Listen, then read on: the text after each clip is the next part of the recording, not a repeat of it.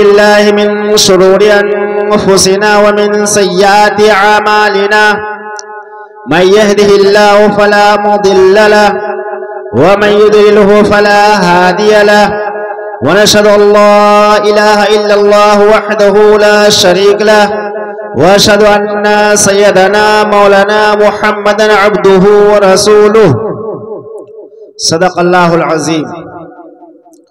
दोस्तों, अजीज साथियों, बिरादरान इस्लाम, तो आप लोग जागे हुए हैं कि सोए हुए हैं? जागे हुए हैं ना भाई। देखो, पाता वही है जो लास्ट में जाता है। पहले जाने वाला क्या पाएगा? कुछ थोड़ा नहीं पाएगा। लास्ट में जाने वाला पाएगा। खैर, खत्म कर दूंगा 5-7 मिनट के अंदर। तो अर्ज ये करना है कि 6 जहन्नमी औरत, कितने? 6। हुजूर सल्लल्लाहु अलैहि वसल्लम जब मेराज से तशरीफ लाए तो आप अलैहिस्सलातु वस्सलाम जो है ना, ज़ारो कतार रोने लगे। तो हज़रत फातिमा रज़ी अल्लाह ताला अन्हा ने हुजूर सल्लल्लाहु अलैहि वसल्लम की जब खिदमत में पहुंची तो देखा कि आप सल्लल्लाहु अलैहि वसल्लम बहुत रो रहे हैं, ज़ारो कतार रो रहे हैं।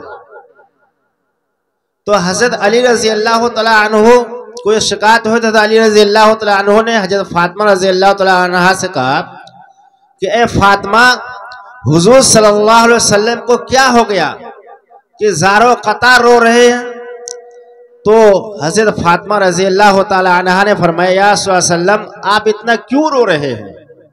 तो आप अलैहिस्सलातु वस्सलाम ने फरमाया कि बेटी, मैं मेराज गया तो मैं मेराज में वहां मैं देखा कि कुछ हमारी उम्मतों में से कुछ औरतें ऐसी है जो जहन्नम के अंदर अजीब अजीब अजाइब में मुब्तला है, यानी अजीब अजीब जहन्नम के अंदर अजाब में मुब्तला है। तो हज़रत फातिमा ने फरमाया, अब्बा जान, वो कौन कौन औरत है? तो आप अलैहिस्सलातु वस्सलाम ने फरमाया कि मैंने 6 ऐसी औरत को देखा जो जहन्नम के अंदर वो अजाब के अंदर मुब्तला है। फरमाया, पहला नंबर, कितना? पहला नंबर कि मैंने पहली औरत को देखा कि वो अपने सर के बाल जहन्नम के अंदर लटकी हुई है। किसके बाल? सर के बाल जहन्नम के अंदर लटकी हुई है। नंबर 2, दूसरी औरत को मैंने देखा कि वो अपनी जबान के बल जहन्नम के अंदर लटकी हुई है, यानी जबान खींच दिया है और जहन्नम के अंदर बांध दी गई है और उस जबान से जहन्नम में लटक रही है। और मैंने तीसरी औरत को देखा कि अपनी छाती के बल वो जहन्नम के अंदर लटकी हुई है। छाती के बल, ये छाती समझते ना, छाती के बल जहन्नम के अंदर लटकी हुई है। कितना हो गया? मैंने चौथी औरत को देखा कि उनका सर हाथ से बांधा हुआ है और पांव सीना से बांधा हुआ है और जहन्नम के अंदर वो घुलट रही है, चीख रही है, चिल्ला रही है। कितना हो गया? मैंने 5वीं औरत को देखा कि उनका सर खिंजीर की तरह है, बाकी जिस्म गधे की तरह है और वो जहन्नम के अंदर चीखती और चिल्लाती है।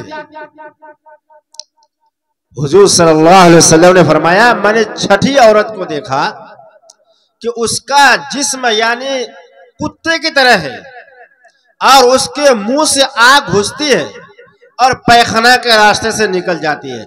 मैंने इन औरतों को जहन्नम के अंदर देखा तो मुझे बर्दाश्त नहीं हो रहा कि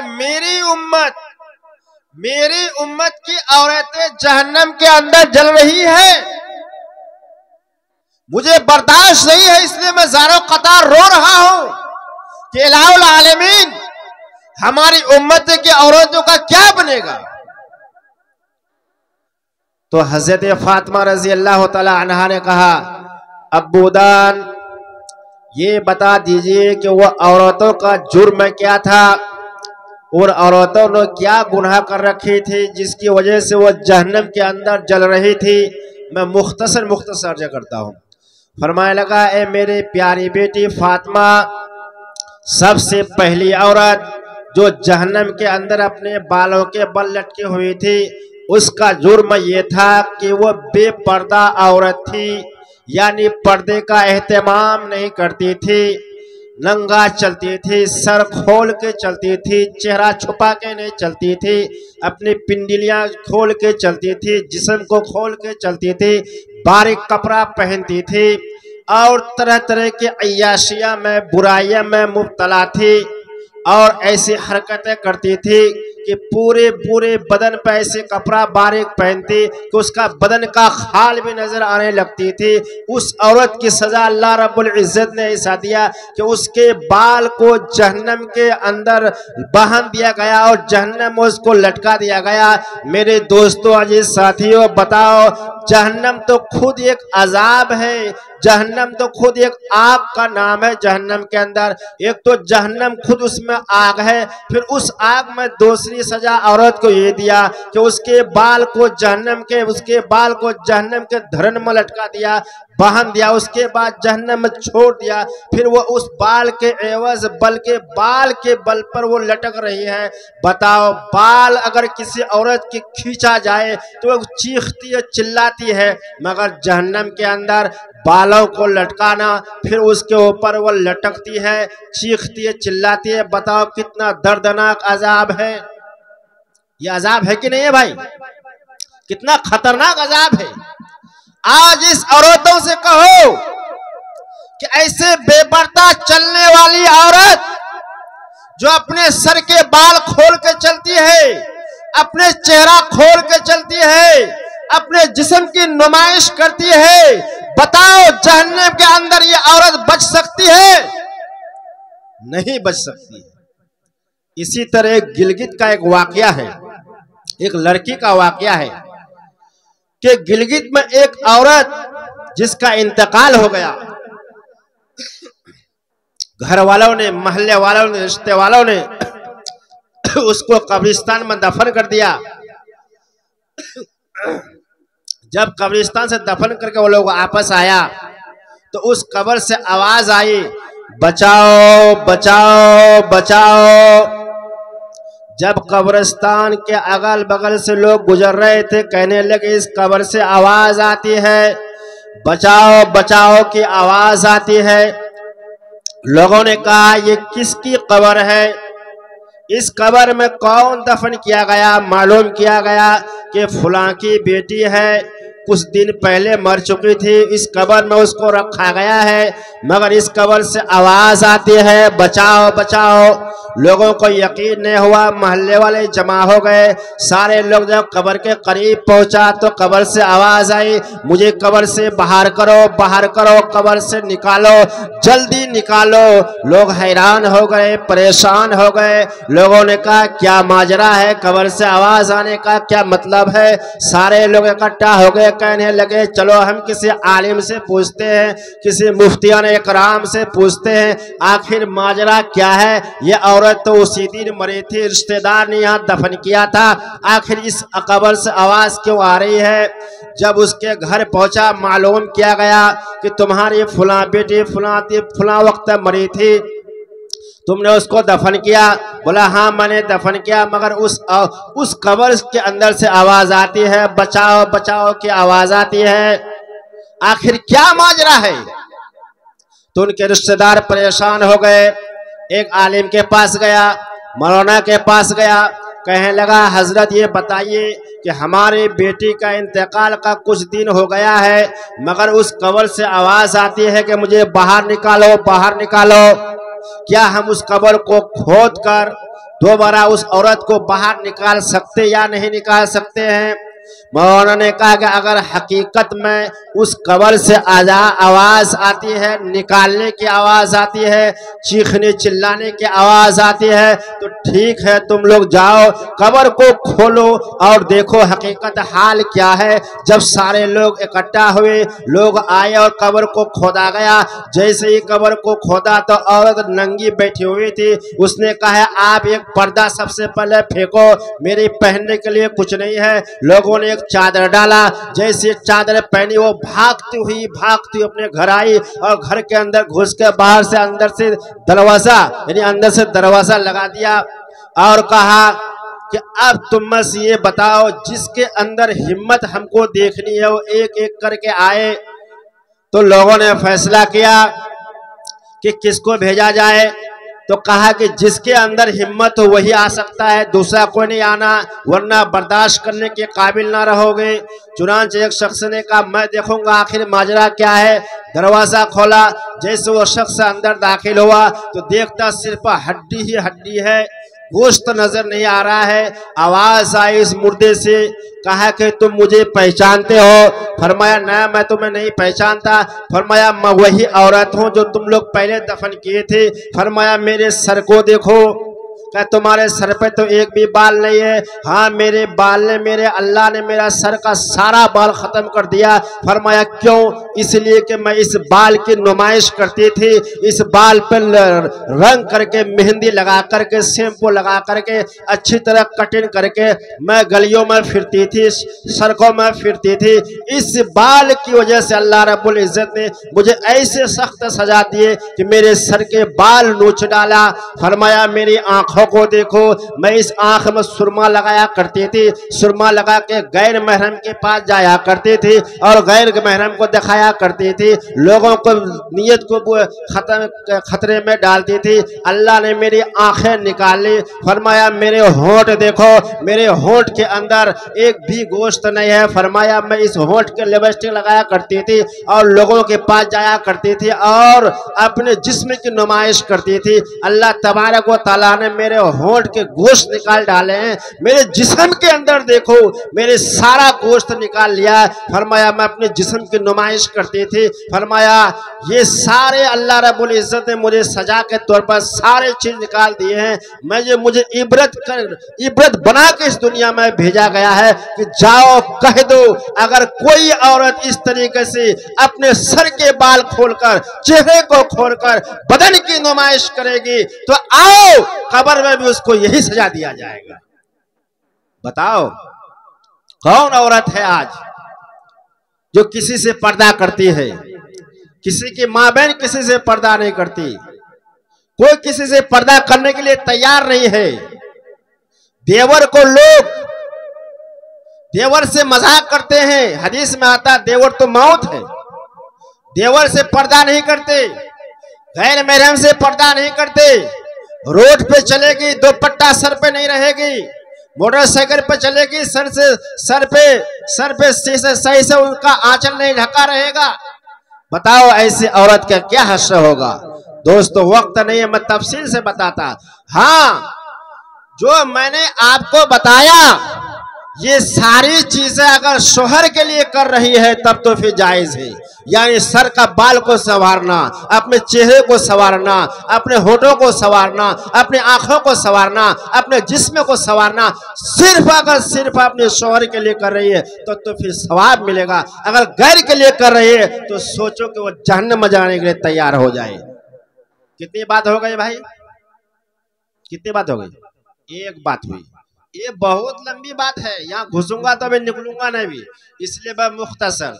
आप दूसरी बात कि दूसरी औरत जो अपनी जबान के बल जहन्नम में लटकी हुई थी, जबान के बल। आप बताओ कि जबान अगर खींचा जाए तो आदमी बचेगा? अगर जबान ना खींचे बचोगे तुम्हें? जबान को खींचा, उसके बाद फिर जहन्नम के धरन में लटकाया, फिर जबान के बल वो लटकी हुई है, नाच रही है, जबकि जहन्नम में खुद जहन्नम में आग है, फिर वहां नाच रही है।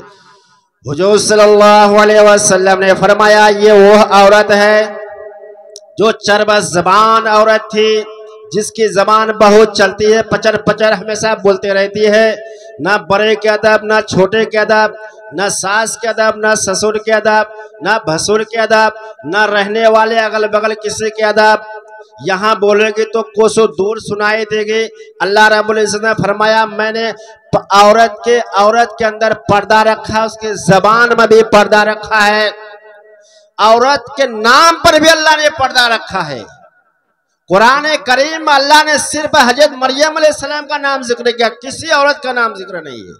तो इससे पता चलता है कि अल्लाह तबारक व तआला औरत के नाम पर भी पर्दा रखा है। फरमाया ये वो औरत है जिसकी जबान बहुत चलती है, शोहर कहीं से थक मार के आए तो उसको देख के इतनी तेज अल्फाज निकालती है कि शोहर का दिल तोड़ देता है। या अगर कोई सास से उसको समझाने वाली बात कहे, उसको समझने के बजाय उल्टी जवाब देती है।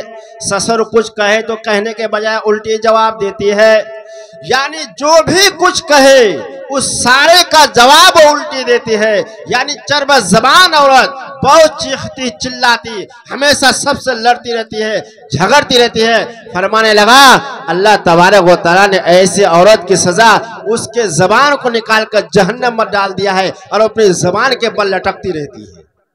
क्या बात हो गई भाई? दो बात। तीसरी औरत वह है जो, और जिस तीसरी औरत वह है कि उसका हाथ पेशानी में बांधा हुआ है और पांव सीने में बांधा हुआ है और वह जहन्नम के अंदर क्या कर रही है? घुलट रही है, यानी उल्टा कलाबाजी खा रही है। फरमाया रसूलुल्लाह सल्लल्लाहु अलैहि वसल्लम ने, ये वो औरत है जो पाकी सफाई का ख्याल नहीं करती है। फरमाने लगा हालत हैज से, हालत जनाबत से ये पाक नहीं रहती है, इसी वजह से अल्लाह ताला ने ये सजा दिया है। हालत हैज, हैज तो सब समझता है ना भाई। औरत को माहवारी आती है, उस माहवारी खत्म होने के बाद औरत नहाती नहीं है, कई दिन तक गंदा रहती है। और इसी तरीके से जैसे माहवारी खत्म हो गई फौरन औरत को चाहिए कि गुस्ल करे, वह गुस्ल नहीं करती, 2 दिन 4 दिन 3 दिन नापाकी में गुजार देती है। फरमाया हालत जनाबत, यानी मियाँ बीवी आपस में मिलते हैं मगर मिलने के बाद गुस्ल नहीं करते, कई रोज तक नहाते नहीं है, ठंडी के मौसम में 2-3 दिन तक नहाते नहीं है। फरमाया ऐसी औरत जो गंदी रहती है अपने शोहर के मिलने के बाद भी, ऐसी औरत जो हालत हैज से पाक हो जाए, नहाती नहीं है, अल्लाह फरमाते हैं ऐसी औरत के मेरे यहाँ जहन्नम में सजा है कि उसके हाथ को सर पे बांध दिया गया और पांव को सीने में बांधकर जहन्नम के अंदर फेंक दिया गया। बताओ कौन औरत है? मसला मालूम नहीं है किसी को, ना औरत को मसला मालूम है ना शोहर को मसला मालूम है। मैं आपको बताता हूँ, ऐसे ऐसे लड़के हैं जो हालत जनाबत में, यानी मियाँ बीवी आपस में मिला, सुबह चला गया किसी के जनाजा पढ़ने के लिए, नहाया तक भी नहीं था। जब यहाँ नहाने वाली औरत को इतना सख्त अजाब है और हालत है से पाक ना होने में इतना सख्त अजाब है, जो आदमी नापाक की हालत में नमाज पढ़ेगा तो उसको कितना बड़ा अजाब होगा।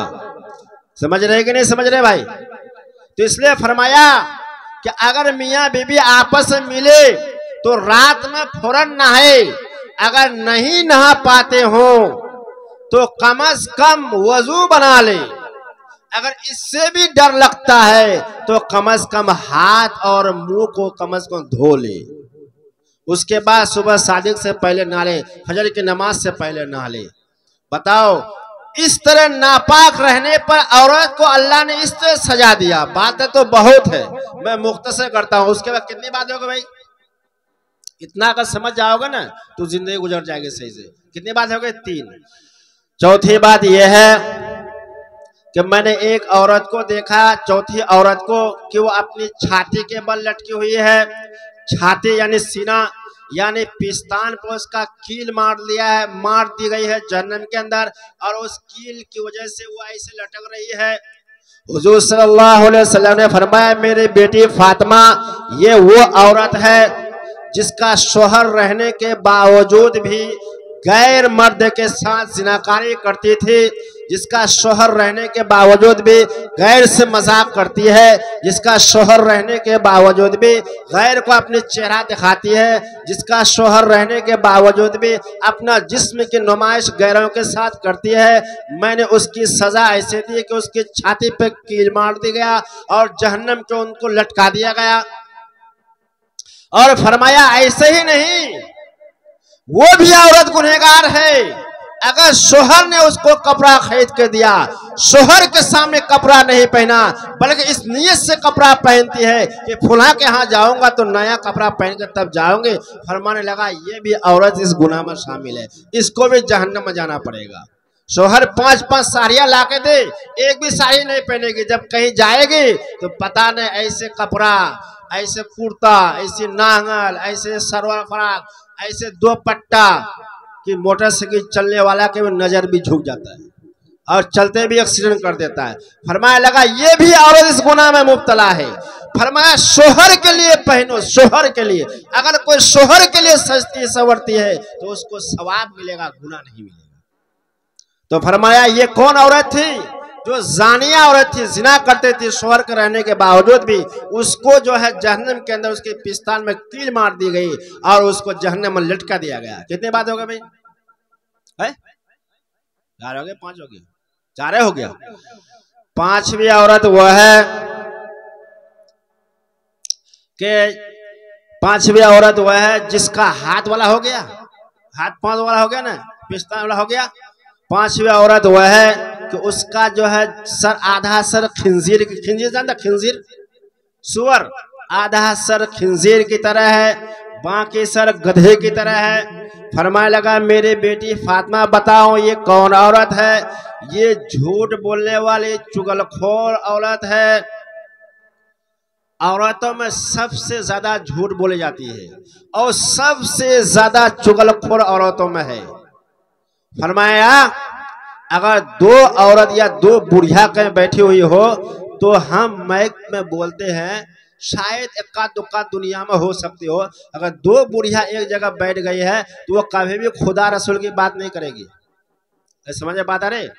बरकमा समझ गए? कभी नहीं।